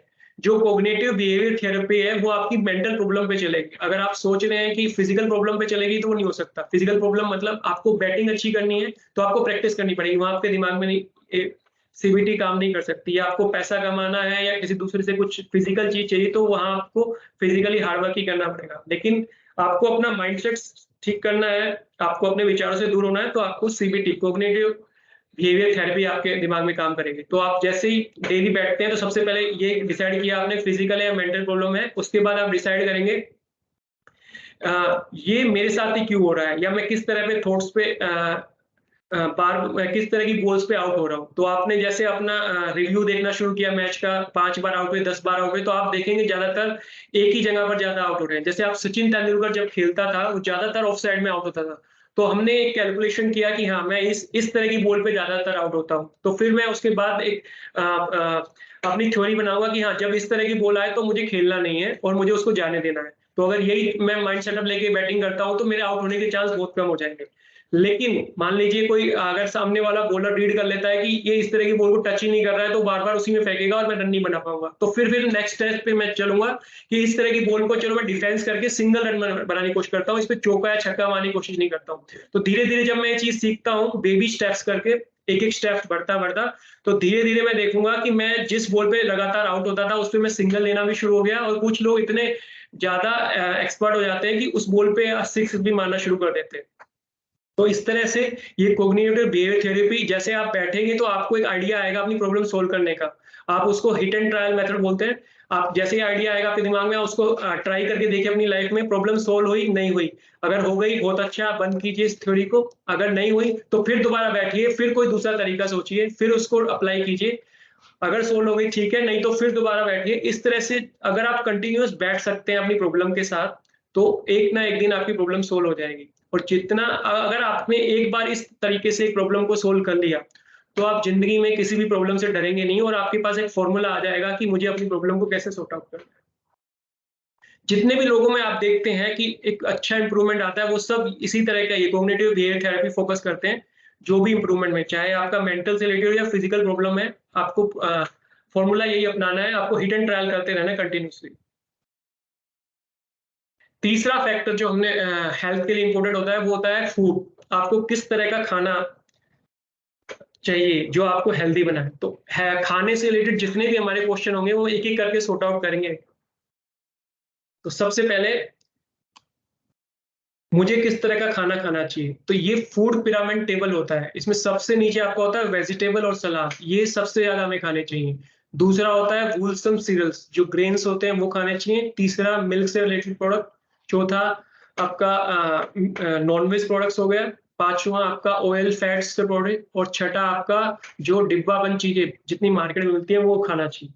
अगर आप इस तरह से अपने फूड को डिवाइड करते हैं तो आपका हेल्दी रहने के चांस ज्यादा है। अगर लेकिन हमारे हिंदुस्तान में जितने भी लोग आपको दिख रहे हैं कि मोटे हैं, ज्यादा ओवरवेट है, या जो बीमारी से ग्रस्त है, उनका आप अगर आप टेबल खाने का क्वांटिटी लेंगे और इस तरह का ट्रायंगल बनाने की कोशिश करेंगे, उनका हमेशा उल्टा बनता है इस तरह। ये ट्रायंगल मतलब कम से कम वेजिटेबल फ्रूट खाना है, ज्यादा से ज्यादा बाहर की चीजें खानी है, ज्यादा से ज्यादा नॉनवेज खाना है, और ज्यादा से ज्यादा ये वेज चीजें कम लेनी है। तो जितना आप इस ट्रायंगल के फॉलो करेंगे उतना आपका हेल्दी होने का चांस ज्यादा रहेगा। जैसे अमेरिका में आजकल 2% से ज्यादा अमेरिकन वेजिटेरियन हो गए हैं, मतलब वो वेजिटेरियन फॉलो करने लगे हैं, क्योंकि वेजिटेरियन आदमी के कम से कम बीमारी होती है और कम से कम उनको हेल्थ ज्यादा से ज्यादा ठीक रहती है। दूसरा होता है हमें कितना खाना चाहिए। तो जो हमें कितना खाना चाहिए दो चीजों पे डिपेंड करता है। सबसे कितना खाना चाहिए तीन चीजों पे डिपेंड करता है। एक जो मैंने आपको बताया फिजिकल एक्टिविटी, जितनी ज्यादा आपकी फिजिकल सॉरी ये है हमें कब खाना चाहिए, सॉरी, तो कब खाना चाहिए डिपेंड करता है दो चीजों पर। पहला चीज हमारे बॉडी में एक इंटरनल क्लॉक होता है, जिसे बोलते हैं सर्कैडियन रिदम।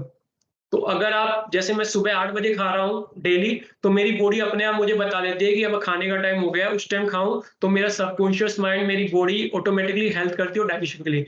तो आप जब भी खाएं एक फिक्स टाइम रखिए अपना, उस टाइम खाएंगे तो सबसे अच्छा रहेगा आपको और उसका डाइजेशन करने में, और वो आपको हेल्दी बनाएगा। दूसरा जो तरीका होता है जिससे हम डिसाइड करना चाहिए हमें कब खाना चाहिए, आपको कब भूख लगी है।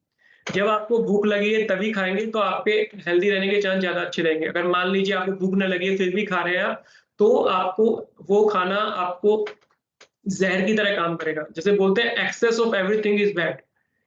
जितना ज़रूरत है उससे ज़्यादा जब भी आपका खाना आपके अंदर जाएगा वो एक ज़हर की तरह काम करेगा। तो अगर मान लीजिए आपको 500 ग्राम खाना डेली खाना चाहिए और आप 600 ग्राम खा रहे हैं तो वो ज़हर की तरह काम कर रहा है। इसका एग्जाम्पल क्या है, जितने भी इंडिया में स्पेशली या दुनिया में आपको ये दिख रहे हैं डायबिटीज, डायबिटीज है, दूसरा ये ओवरवेट है, वो इसकी वजह से है कि उनकी जितनी जरूरत है उससे ज्यादा खा रहे हैं, इसलिए वो लोग बीमार हो रहे हैं।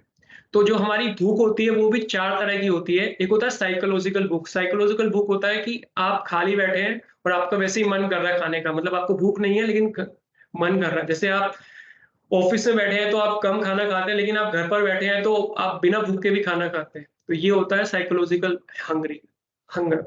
दूसरा होता है हमारा इमोशनल हंगर। इमोशनल हंगर होता है कि हमें एक चीज अच्छी लगती है, अगर मुझे मीठा अच्छा लगता है तो मैं कंटिन्यूअस खाता हूँ, चाहे वो मेरी भूख में है नहीं है तो भी हम खाते रहते हैं। तीसरा होता है इंफॉर्मेशनल हंगर। इंफॉर्मेशनल हंगर होता है कि मार्केट में कोई नई चीज आई, चलो खा लेते हैं। जैसे हमने सुना कि कुछ ये नई चीज आई, कुछ ये चीज मैंने पहले कभी नहीं खाई, चलो इसको ट्राई करते हैं, तो ये होती है इंफॉर्मेशनल हंगर। चौथा होता है सोशल हंगर। सोशल हंगर होता है कि आप किसी के घर गए, तो आप जैसे ही घर जाएंगे आपने देखा कुछ, या पार्टी में जाते हैं तो आपने देखा कुछ खाने को मिल रहा है, तो आपको भूख हो ना हो आप जरूर खाएंगे वो चीजें। ये तो हमें अपना कब खाना चाहिए ये हमेशा दो फैक्टर्स पे डिपेंड करना चाहिए। देन जो सही अगर आपको आइडियली क्या टाइम रखना चाहिए, सुबह मॉर्निंग में आपका 7 AM टू 10 AM के बीच में आपका ब्रेकफास्ट होना चाहिए, और लंच होना चाहिए आपका 12:45 PM टू 4 आवर तक, और जो आपका डिनर है वो 7 बजे से लेके 10 बजे तक बीच होना चाहिए। जब भी आप सोने के लिए जा रहे हैं उससे 3 घंटे पहले या 2 घंटे पहले आपको खाना खा लेना चाहिए। अगर आप ये चीज फॉलो करते हैं तो आपका फिट रहने का चांस ज्यादा है, अच्छा रहता है। ये 2 घंटे किस लिए होते हैं, क्योंकि इससे आपको डाइजेस्ट करने में आसानी रहती है फूड। नहीं तो क्या होता है आप खा लेते हैं 10, 11, 12 बजे आपने खाया और फिर सो गए, तो वो खाना पेट में एकदम जम जाता है और डाइजेस्ट नहीं होता और फिर वो बीमारी का कारण बनता है। अब हमें कितना खाना चाहिए, कैसे खाना चाहिए? जब भी हम खाते समय खाना खाते हैं तो सबसे अच्छा तरीका होता है 32 बार चबा खाइए। तो आप अभी काउंटिंग कीजिए, तो ज़्यादातर लोग 5 से 10 बार ही चबाते हैं और खाना ले लेते हैं।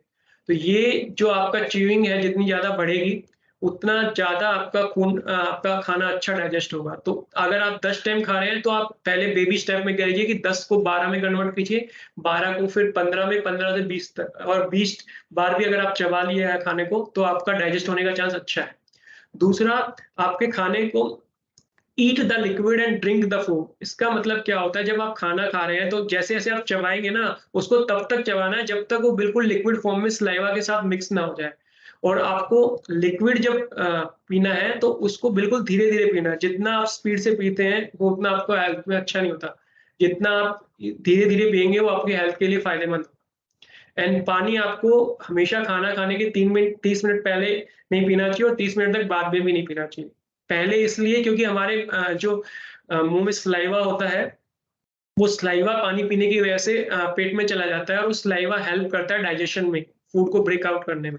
और बाद में इसलिए नहीं पीना चाहिए क्योंकि जब हम खाते हैं, खाना खाने के बाद हमारे पेट के अंदर बाइल जूस एक एसिड आता है जो हमारे डाइजेशन में हेल्प करता है, खाने को तोड़ता है। अगर आप पानी पीते हैं तो जो एसिड का कंसंट्रेशन है वो कम हो जाता है और हमारा डाइजेशन अच्छा नहीं होता। खाना खाने के बाद अगर पॉसिबल हो सके तो आपको 10 मिनट या उससे ज़्यादा वज्रासन में बैठना चाहिए। ये आपको हेल्प करेगा खाने को डाइजेस्ट करने में, या फिर आप वॉक कर सकते हैं खाना खाना, लेकिन वॉक बहुत स्लोली करना चाहिए खाना खाने के बाद। अगर फास्ट वॉक करनी है तो आप जस्ट आधा घंटा वेट कीजिए खाना खाने के बाद, उसके बाद आप फास्ट वॉक कर सकते हैं, तो वो आपको हेल्पफुल रहेगा। अब जैसे हमें कितना खाना चाहिए, तो मैंने आपको पीछे कैलकुलेशन बताया था, आपको कैलोरी कैलकुलेट करना पड़ेगा, उसके हिसाब से खाना चाहिए। जो अगर हम ग्लोबली देखें तो जो वुमेन्स की कैलोरी नीड होती है वो 1600 से लेके 2400 कैलोरी तक डेली रहती है, और मेंस की 2000 कैलोरी से 3000 कैलोरी रहती है। आयुर्वेद के हिसाब से हमारे पेट में जितनी जगह है, स्टमक में जितनी जगह है, उसका सिर्फ आधा ही हमें खाना चाहिए, और जो 25% है उसका हमारे अंदर पानी होना चाहिए रहता है, और 25% जगह हमें फ्री रखनी चाहिए ताकि हमारा डाइजेशन अच्छी तरह हो सके। अब हमें खाना खाने के बाद मान लीजिए आपने एक समोसा खाया और उसको खाने के बाद एक रोटी खाई, आपको कैसे पता लगेगा कि उसमें कितनी कैलोरी बर्न हुई? तो ये कैलकुलेट करने के लिए इस साइट्स के लिंक दिए मैंने हैं, fdca.net, या आप गूगल पे सर्च मारेंगे तो आपको पता लग जाएगा कि ये कितने कैलोरी का है। तो आप उससे कैलकुलेट कर सकते हैं कि आपने खाना खाया है, वो मैंने कितने कैलोरी का खाना मैंने अपने अंदर लिया है। तो आपके पास अब दोनों कैलकुलेटर हो गए। आपकी फिजिकल एक्टिविटी कैलकुलेट करने के लिए भी कैलकुलेटर मैंने ऊपर बताया था, और आप अभी खा रहे हैं, उसको कैलकुलेट करने में कितनी बर्न हो रही है, उसका भी आपको बताया। अगर आप गूगल की मेहनत नहीं करना चाहते, तो सबसे अच्छा तरीका है आप ऐप लीजिए। बहुत सारे ऐप हैं, जिससे आप उस ऐप में सिर्फ़ आपने क्या खाया वो डालिए, वो अपने आप कैलकुलेट करके दे देंगे आपको कि कितनी आपकी कैलोरी बर्न हुई, और वो अपने आप ये भी बता देंगे कि कितना आपने कैलोरी कंज़्यूम किया, और कितना आपको फिज़िकल एक्टिविटी में आपकी कैलोरी बर्न हुई, और कितना आपने कैलोरी खाने के थ्रू कैलोरी अंदर ली। ये देखिए, जैसे सपोज़ कीजिए आज सुबह मैंने 12 बजे सुबह 12 बादाम खाए, तो 12 बादाम खाने के बाद मेरे अंदर कितनी कैलोरी है? तो अगर आप ये गूगल से या साइट से सर्च करेंगे तो आपका आ जाएगा, ये 330 कैलोरी मेरे अंदर आई, और इतना मेरे फैट आया, विटामिन से आया, कैलोरी आई। तो इस तरह से हम कैलकुलेट कर सकते हैं सब चीज़।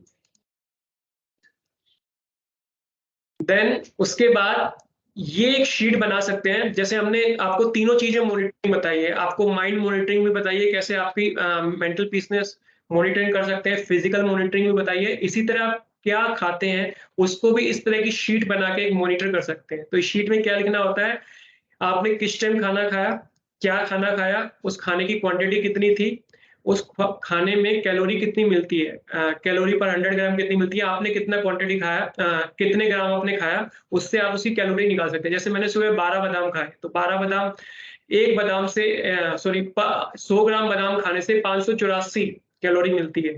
तो आपका मैंने 12 बादाम खाए, 12 बादाम का वेट में कन्वर्ट किया, 15 ग्राम के आसपास होता है। 15 ग्राम बादाम खाने से मुझे 91 कैलोरी मिली, और 20 कार्ब्स मिले। 3 ग्राम 3 ग्राम कार्ब्स मिले, आपका 3 ग्राम प्रोटीन मिला, 7 ग्राम फैट मिला, डाइटरी फाइबर 10 ग्राम मिला, तो इस तरह से मैं कैलकुलेट कर सकता हूँ अपने खाने को, हर चीज मैंने जो सुबह से शाम तक खाई, एक बार आप मेहनत करेंगे, एक बार हफ्ते में बैठ के, तो आपके पास एक शीट आ जाएगी कि आप क्या क्या खा रहे हैं। उससे आपको पता लग जाएगा आप कितनी कैलोरी खा रहे हैं, और जो भी खाना खा रहे हैं उसके अंदर आपको कितना protein, carbohydrates, vitamin, minerals, dietary fibre और वाटर मिल रहा है। तो ये डेली न्यूट्रिशन की अपनी रिक्वायरमेंट्स होती है। तो हमारे जो न्यूट्रिशन होते हैं वो 7 तरह के न्यूट्रिशन होते हैं, उसमें से जो 5 होते हैं वो माइक्रो न्यूट्रिशन, जो हम ज्यादा क्वांटिटी में लेते हैं, वो होते हैं carbohydrate, protein, fat, dietary fibre और वाटर। ये हम ज्यादा क्वांटिटी में लेते हैं, इसको बोलते हैं मैक्रो न्यूट्रिशन। और जो 2 न्यूट्रिएंट होते हैं उनको बोलते हैं माइक्रो न्यूट्रिएंट, जो विटामिन और मिनरल, वो बहुत कम क्वांटिटी में चाहिए होते हैं। तो आप इस तरह की टेबल आराम से नेट से निकाल के कर सकते हैं। इससे आपको पता लग जाएगा, जैसे मुझे कार्बोहाइड्रेट कितना लेना चाहिए, जितनी भी मेरी डाइट है उसका 45 टू 65% मुझे कार्बोहाइड्रेट लेना चाहिए। कैलोरी कितनी लेनी चाहिए मुझे कार्बोहाइड्रेट में, 900 टू 1300। ये जो कैलकुलेशन डिफाइन है, ये इस चीज पे डिफाइन है कि आपने 2000 कैलोरी आपको एक दिन में चाहिए, 500 ग्राम खाना चाहिए उसके बेसिस पे। और अगर ग्राम से निकालेंगे तो 225 से 325 ग्राम मेरे को कार्बोहाइड्रेट डेली लेना चाहिए। देन प्रोटीन मेरे को 10 टू 35% लेना चाहिए, कैलोरी में निकालेंगे तो 200 टू 700 कैलोरी।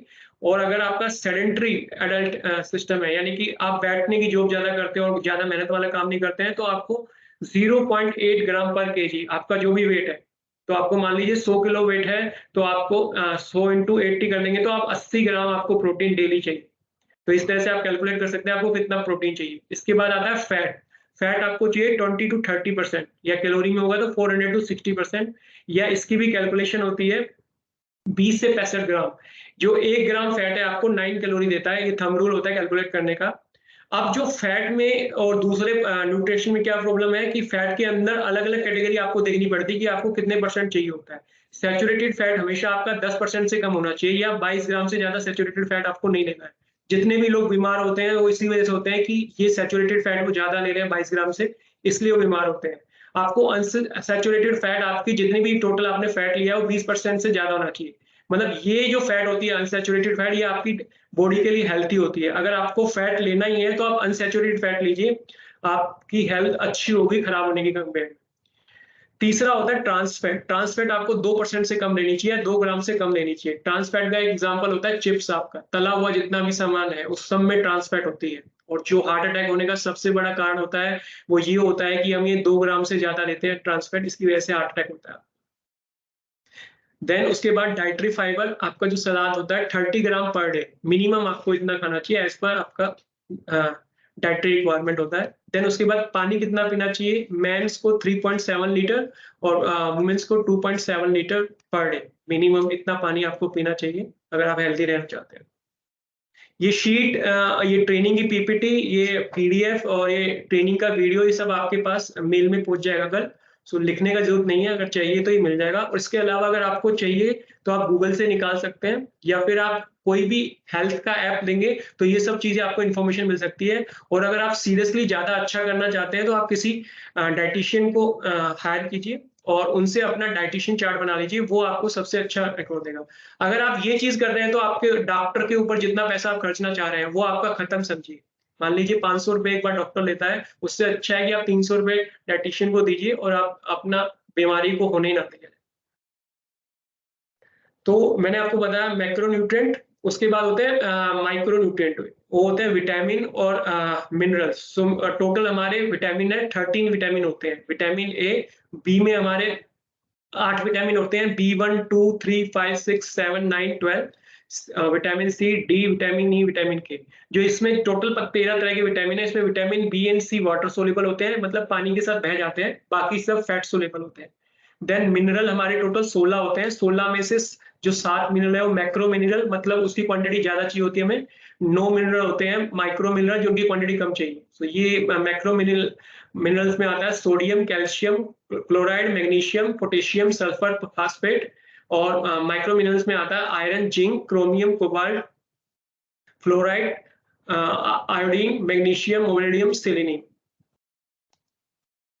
अब इनका फायदा क्या होता है आपको बताने का, कि जैसे आपको पता लग गया अभी कि न्यूट्रिएंट है, माइक्रो न्यूट्रिएंट क्या है, तो सबसे पहले क्वेश्चन उठता है कि इससे मेरे को क्या फर्क पड़ता है।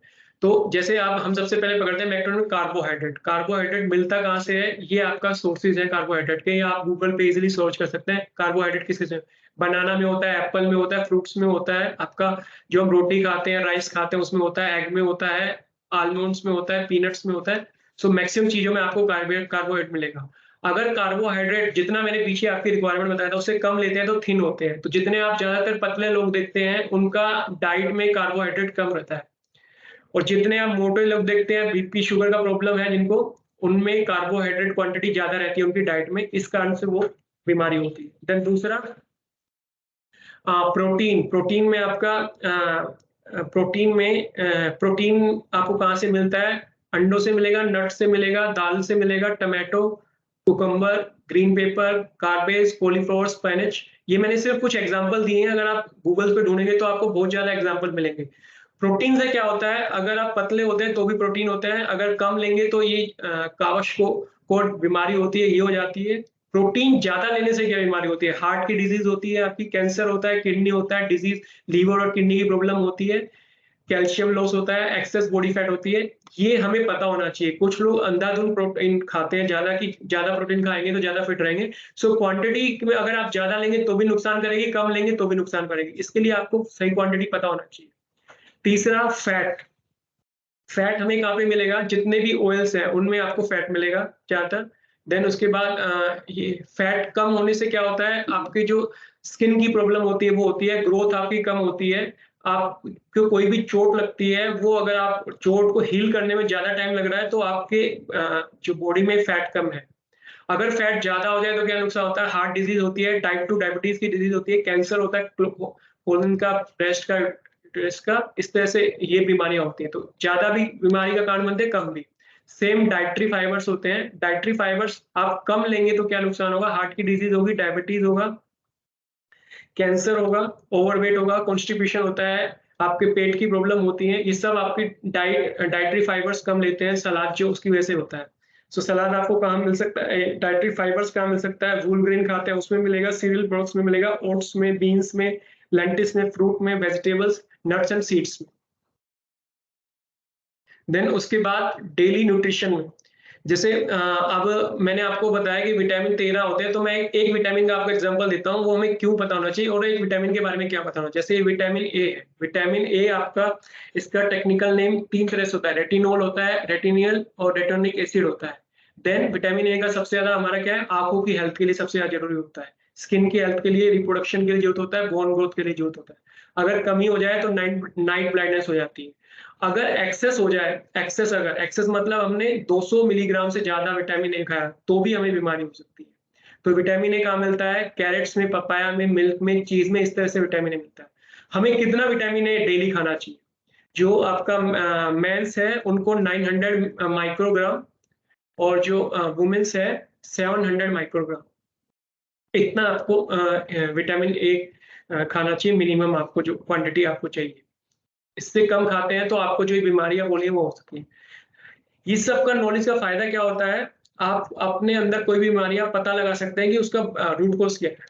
जैसे मिनरल्स के बारे में बताया था, तो मिनरल जो सबसे ज्यादा कॉमन हमें पता होता है, सोडियम नमक में मिलता है, कैल्शियम मिल्क प्रोडक्ट्स में मिलता है। इसका अगर हमारा काम क्या होता है, जैसे इसका मिल्क प्रोडक्ट में सोडियम का काम होता है आपका फ्लूइड बैलेंस करता है हमारे उसमें। तो अगर जितना नमक कम खाएंगे तो हमारे अंदर पानी की कमी या पानी बैलेंस नहीं हो पाता उसकी वजह से। देन नमक हमें मिलता कहाँ से है? जो मार्केट में नमक आता है टेबल सॉल्ट, वहां से मिलता है।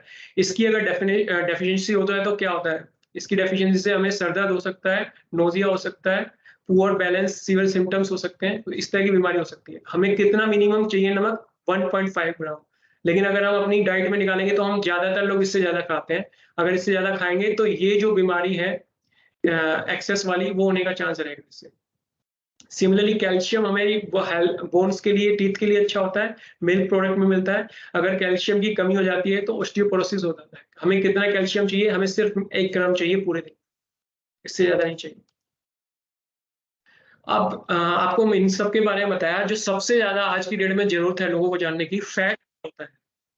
जो फैट्स होते हैं हमारे सैचुरेटेड एसिड, फैट्स को हम कैटेगराइज करते हैं 2 कैटेगरी में, सैचुरेटेड फैटी एसिड जो कि सॉलिड होते हैं रूम टेम्परेचर पे, वो ज्यादातर एनिमल से मिलते हैं। जैसे आपके मिल्क प्रोडक्ट होते हैं उनमें फैट सैचुरेटेड फैटी एसिड ज्यादा रहता है। इसी तरह फैट्स का दूसरा टाइप होता है अनसैचुरेटेड फैटी एसिड बोलते हैं। अनसैचुरेटेड फैटी एसिड लिक्विड रहते हैं रूम टेम्परेचर पे, और ये वेजिटेबल से ज्यादा मिलते हैं। तो जब आपको बोला जाता है ना कि फैट आपकी हेल्थ के लिए खराब है, तो इसका मतलब ये बोला जाता है कि सैचुरेटेड फैटी एसिड खराब है। आप अगर अनसैचुरेटेड फैटी एसिड लेते हैं तो वो आपके लिए अच्छा है। तो आपने अनसैचुरेटेड फैटी एसिड भी दो कैटेगरी में आगे डिवाइड हो जाता है, पूफा और मूफा। पूफा का मतलब होता है पॉली अनसैचुरेटेड फैटी एसिड, मूफा का होता है मोनो अनसैचुरेटेड फैटी एसिड। सो आपने ओमेगा 3 सुना होगा, हेल्थ के लिए अच्छा होता है, तो वो एक पूफा का टाइप होता है और वो हेल्थ के लिए अच्छा होता है। अब अगर आपको ऑयल ही लेना है तो आपको जब भी आप मार्केट में जाएंगे तो आपको यही देखना है कि मेरे ऑयल में अनसैचुरेटेड फैटी एसिड होने चाहिए, पूफा होना चाहिए। ये जितना ज्यादा होगा पूफा मूफा, उतना ज्यादा आप हेल्दी रहेंगे। अगर ये नहीं है और आप सैचुरेटेड फैटी एसिड ये वाला ऑयल लेते हैं तो आपको नुकसान पहुंचाएगा। अब लेकिन ये जो पूफा होता है, अगर इसका मैं हाइड्रोजन इसके साथ मिक्स कर देता हूं तो ये ट्रांस फैट बनाता है। जो ट्रांस फैट होती है वो हमारी हेल्थ के लिए खराब होती है। सो इसलिए जो मैंने ऊपर आपको एग्जांपल दिया था, आपको सैचुरेटेड फैटी एसिड कितना लेना चाहिए वो अलग क्वांटिटी बताई थी। अनसैचुरेटेड फैटी एसिड आप जितना ज्यादा लें वो आपको हेल्थ के लिए बेनिफिट है। लेकिन ट्रांस फैट हमने बताया था 2 ग्राम से ज्यादा लेना चाहिए। तो ये ट्रांस फैट इस तरह से बनता है, पूफा को हम हाइड्रोजेशन करते हैं, उससे हमें ट्रांस फैट बनता है। तो इससे क्या नुकसान हो जाता है कि जो ये लिक्विड फॉर्म में है वो सॉलिड फॉर्म में पहुंच जाता है। अब देखिए हमारे ब्लड में अगर जो फैट जा रहा है, अगर वो सॉलिड फॉर्म में होगा, वो क्या करेगा? जितने भी हार्ट अटैक होते हैं वो इसी की वजह से आते हैं, क्योंकि ये सॉलिड फॉर्म में फैट होता है उसकी वजह से। अगर फैट लिक्विड फॉर्म में है तो वो नुकसान नहीं पहुंचाता। फिर उसके बाद जो ट्रांस फैट है, जितना वो बढ़ता है वो उतना ही हमारा जो ब्लड के अंदर लो डेंसिटी लिपोप्रोटीन एलडीएल बढ़ता है। सो अब 2 नए टर्म आ गए, एलडीएल और एचडीएल, हाई डेंसिटी लिपोप्रोटीन और लो डेंसिटी लिपोप्रोटीन। सो जो हाई डेंसिटी लिपोप्रोटीन होता है वो हेल्थ के लिए अच्छा होता है, इसको बोलते हैं गुड कोलेस्ट्रॉल। अगर आप डॉक्टर से पूछेंगे वो आपको जनरली बोलते हैं कोलेस्ट्रॉल खराब है। बट कोलेस्ट्रॉल का भी 2 कैटेगरी होता है, गुड कोलेस्ट्रॉल जिसका मतलब होता है हाई डेंसिटी लिपोप्रोटीन, और आपका bad cholesterol low density lipoprotein. So जो गुड कोलेस्ट्रॉल होता है, इसका काम क्या होता है कि आपके ब्लड के अंदर जितना भी कोलेस्ट्रॉल था उसको बाहर निकाल देता है वहां से। और जो लो जिसे बैड कोलेस्ट्रॉल बोलते हैं वो आपके बॉडी में, यानी कि ये जो लो डेंसिटी लिपोप्रोटीन है एलडीएल, ये आपके खून में जमने लगता है और आपके खून के फ्लो को बंद कर देता है। तो जितना ज्यादा आपका एचडीएल रहेगा वो ज्यादातर अनसैचुरेटेड फैटी एसिड में बोला गया है। इसीलिए बोला गया कि आपको अनसैचुरेटेड फैटी एसिड ऑयल ज्यादा लेना चाहिए और एलडीएल आपको कम से कम लेना चाहिए। और एलडीएल ट्रांस फैटी एसिड को ही जनरेट करता है। तो कोलेस्ट्रॉल क्या होता है? वो फैट लाइक सब्सटेंस होता है जो ज्यादातर हमारी बॉडी के अंदर भी मिलता है और एनिमल फूड्स में मिलता है। ये एक ऑयल की पूरी आपके सामने लिस्ट है। अब आप देखिए कि आप किसी भी डॉक्टर से पूछते हैं, वो बोलता है ओलिव ऑयल सबसे हेल्दी है हार्ट के लिए। क्यों बोलता है? ये देखिए, क्योंकि इसमें मोनोसैचुरेटेड फैट मूफा वो सबसे ज्यादा होता है, जो मैंने आपको बताया। तो कभी भी आप ऑयल लेने जाएं तो आप ये देखिए कि इसके अंदर पूफा और मूफा किस में ज्यादा है। जिसमें ये दोनों ज्यादा होंगे आप उसको लीजिए। जैसे या कोई भी पेड़ से निकलने वाला ऑयल वो लीजिए। और जितना जो है दूसरे तरह के ऑयल होते हैं वो आपको ज्यादा नुकसान पहुंचाते हैं। देखिए जैसे ये है आपका ये सफोला ऑयल जो हम लेते हैं उसमें कितना कम है। तो जो रिफाइंड ऑयल लेते हैं उसमें कितना कम रहता है ये अनसैचुरेटेड से। तो ये आपके हार्ट को ज्यादा नुकसान पहुंचाएगा। जब भी आप लेने जाएं इस तरह की टेबल देखिए, हर ऑयल के नीचे लिखा रहता है कितने परसेंट मूफा है, उसके अंदर कितने परसेंट फूफा है। आप बिस्किट का पैकेट भी लेते हैं उसमें भी लिखा रहता है, चिप्स का पैकेट लेते हैं उसमें भी लिखा रहता है। तो हमेशा देखिए ये परसेंटेज ज्यादा होगी तो वो हेल्दी है, और ये परसेंटेज जितनी कम होगी वो आपको नुकसान पहुंचाएगी।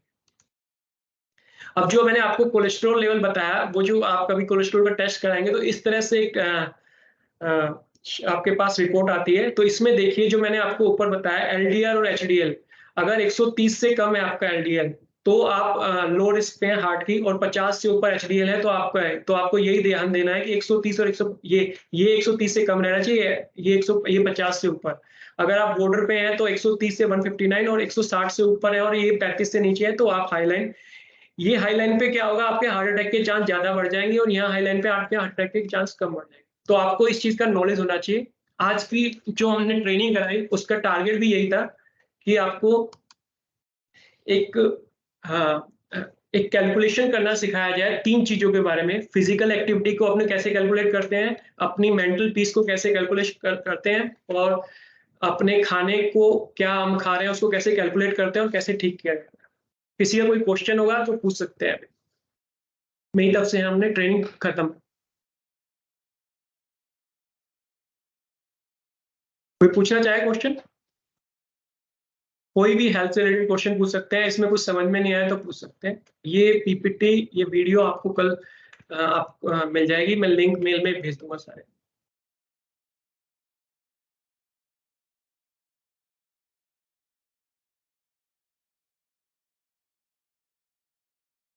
किसी का कोई क्वेश्चन?